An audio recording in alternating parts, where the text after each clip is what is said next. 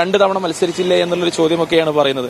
സ്വാഭാവികമായും 5 തവണ മത്സരിച്ച ആളാണ് അവിടെ പ്രഖ്യാപിക്കപ്പെട്ടിരുന്നത്. ഞാൻ അതിലേക്കൊന്നും പോകുന്നില്ല, അതിലേക്ക് ഞാൻ ചർച്ച കൊണ്ടുപോയിട്ടുമില്ല, കൊണ്ടുപോകാൻ ആഗ്രഹിക്കുന്നുമില്ല. വയനാട്ടിൽ കോൺഗ്രസ് വിമത സ്ഥാനാർത്ഥിയായി മത്സരിക്കുന്ന ജഷീർ പള്ളിവേലിനെ അനുനയിപ്പിക്കാനുള്ള നീക്കം കോൺഗ്രസിന്റെ ഭാഗത്ത് നിന്ന് ഉണ്ടാകുന്നുണ്ട്. തോമാട്ജ ഡിവിഷനിൽ നിന്നുമാണ് ജഷീർ മത്സരിക്കുന്നത്. കഴിഞ്ഞ ദിവസങ്ങളിലൊക്കെ തന്നെ ഇതുമായി ബന്ധപ്പെട്ടുകൊണ്ട് ഏറെ വിവാദങ്ങൾ നിലനിന്നു. ഇപ്പോൾ ജഷീർ പള്ളിവേൽ തന്നെ നമ്മോട് ഇപ്പം ചേരുകയാണ്. എന്താണ് ഇപ്പോഴും ഈ മത്സരിക്കാനുള്ള തീരുമാനം തന്നെ ഉറച്ചു നിൽക്കുകയാണ്? നമ്മള് എന്താ പറയാ, ജനാധിപത്യ പ്രക്രിയയില് ഒരു പാർലമെന്ററി ജനാധിപത്യം എന്ന് പറയുന്നത് അതിന്റെ ഒരു അടിസ്ഥാനമാണ്. ജനങ്ങളെ കൂടുതൽ സേവിക്കാൻ കഴിയുന്ന സർക്കാർ സംവിധാനങ്ങളും ഫണ്ടുകളൊക്കെ ഉപയോഗിക്കാൻ കഴിയുന്ന ഒരു സംവിധാനമാണ് പാർലമെന്ററി ജനാധിപത്യം.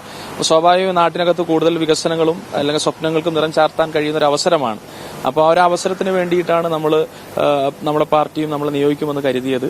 അപ്പം സ്വാഭാവികമായും അതിന്റെ ആശയക്കുഴപ്പങ്ങൾ, നമ്മളുമായി സംവദിക്കാത്ത പ്രശ്നങ്ങളൊക്കെ നമ്മൾ കഴിഞ്ഞ ദിവസങ്ങളിൽ പങ്കുവെച്ചു. അപ്പോൾ അതിപ്പോ 10:30 DCCയിൽ ബഹുമാന്യ നേതൃത്വം നമ്മളെ ചർച്ചയ്ക്ക് വിളിച്ചിരിക്കുകയാണ്. അപ്പൊ അങ്ങോട്ടുള്ളൊരു യാത്രയിലാണ്. ഇപ്പോഴും നേതാക്കന്മാരൊക്കെ വിളിക്കുന്നുണ്ട്. ഇവിടെ ബഹുമാനായ പ്രതിപക്ഷ നേതാവ് ഉൾപ്പെടെ മുൻ KPC പ്രസിഡന്റ് സുധാകരൻ ഉൾപ്പെടെ തുടരെ നമ്മൾ സംസാരിച്ചു. ഒരു മകന്റെ ഒരു അനിയന്റെ സ്നേഹത്തോടു കൂടി നമ്മൾ സംവദിച്ചുകൊണ്ടിരിക്കുകയാണ്. അപ്പോൾ നമ്മൾ ഉയർത്തിയ മൂല്യങ്ങൾ സ്വാഭാവികമായ നേതൃത്വത്തിന് മനസ്സിലാക്കുന്നു എന്ന് നമ്മൾ തിരിച്ചറിയുകയാണ്. അപ്പോൾ നമ്മളെ ഇപ്പൊ സോഷ്യൽ മീഡിയയിലൊക്കെ നമ്മൾ കണ്ടു, നമ്മളെ സ്നേഹിക്കുന്ന ഒരുപാട് ആളുകൾ ഈ പാർട്ടിക്കകത്ത് നമ്മളെ പ്രവർത്തനങ്ങളെ നെഞ്ചിലേറ്റിയ ആളുകളുണ്ട്.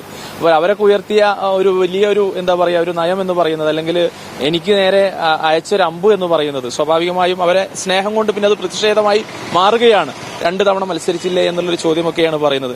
സ്വാഭാവികമായും 5 തവണ മത്സരിച്ച ആളാണ് അവിടെ പ്രഖ്യാപിക്കപ്പെട്ടിരുന്നത്. ഞാൻ അതിലേക്കൊന്നും പോകുന്നില്ല, അതിലേക്ക് ഞാൻ ചർച്ച കൊണ്ടുപോയിട്ടുമില്ല, കൊണ്ടുപോകാൻ ആഗ്രഹിക്കുന്നുമില്ല.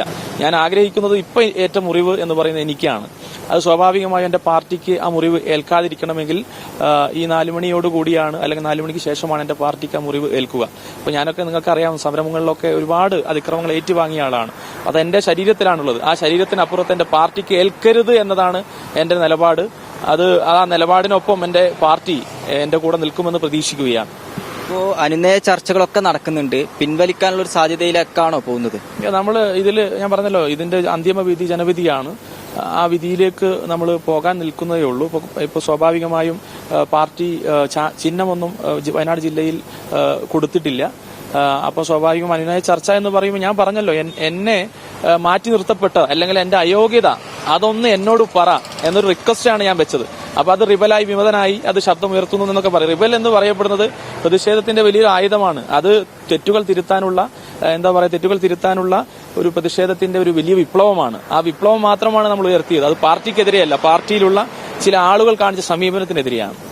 ഇപ്പോ ഈ ചർച്ചയോട് കൂടി പിൻവലിക്കുമോ ഇല്ലയോ എന്നുള്ള കാര്യത്തിൽ അവസാനമായ തീരുമാനം ഉണ്ടാവും. അതായത് നമുക്ക് ഇതുമായി ബന്ധപ്പെട്ട് നിങ്ങൾ കണ്ടതാണ്, നമ്മൾ നോമിനേഷൻ പത്രിക സമർപ്പിക്കുമ്പോൾ അതായത് പാർട്ടി തലത്തിലുള്ള യൂത്ത് കോൺഗ്രസിന്റെ ജില്ലാ വൈസ് പ്രസിഡന്റ്, ബ്ലോക്ക് പ്രസിഡന്റുമാര്, മണ്ഡലം ഭാരവാഹികൾ ഉൾപ്പെടെയുള്ള ഈ ജില്ലയ്ക്കകത്തെ പ്രഗത്ഭരാണ് അതുമായി ബന്ധപ്പെട്ട് നമ്മൾ നാമനിർദ്ദേശ പത്രിക സമർപ്പിച്ചത്. നമുക്ക് സംസ്ഥാന തലത്തിൽ നമ്മുടെ നേതൃത്വം സ്വാഭാവികമായും നമ്മളോട് കാണിച്ച ഒരു പ്രയാസത്തിന്, വിഷമത്തിന് നമ്മളെ കൂടെ നിന്നിട്ടുണ്ട്. അവരൊക്കെയുമായി ചർച്ച ചെയ്തതിന് ശേഷം മാത്രമേ നമ്മൾ അത് പ്രഖ്യാപിക്കപ്പെടുകയുള്ളൂ. എന്തായാലും DCCയിൽ ഇന്ന് 10:30 ജഷീർ പള്ളിവയലുമായി DCCയുടെ നേതാക്കൾ സംസാരിക്കുന്നതുമായി ചർച്ചയൊക്കെ ഇന്ന് നടക്കുന്നുണ്ട്. അതിനുശേഷമായിരിക്കും അന്തിമമായ ഒരു തീരുമാനമുണ്ടാവുക.